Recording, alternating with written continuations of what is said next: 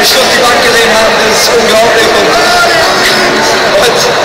Und das zeichnet die Mannschaft aus, ob wir die besten Einzelspieler haben oder was auch immer, ist vollkommen egal. Man muss die beste Mannschaft haben und das hat man in dem Turnier gesehen. Wir haben uns gesteigert immer wieder, haben uns von irgendwelchen Störfeuern überhaupt nicht irritieren lassen, sind unseren Weg gegangen. Und dann steht man am Ende damit als Weltmeister.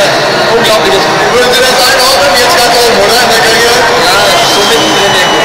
Weltklasse an Seite. Klar, mein erster WM, den ich erlebt habe, war 1990, als deutscher Weltmeister geworden ist. Und das war ein großer Traum natürlich, irgendwann den Pokal in den Händen zu halten. Irgendwann wird es dann nachher das Ziel, so wie bei dieser Weltmeisterschaft. Und dass man dann den Pokal holt als erste europäische Mannschaft in Südamerika, unglaublich. Das kann ich mir vorstellen, das war nicht Abnutzungskampf heute. Wann haben Sie gemerkt zwischendurch, dass es auch ein bisschen brenzlig werden könnte? War das in der ersten Halbzeit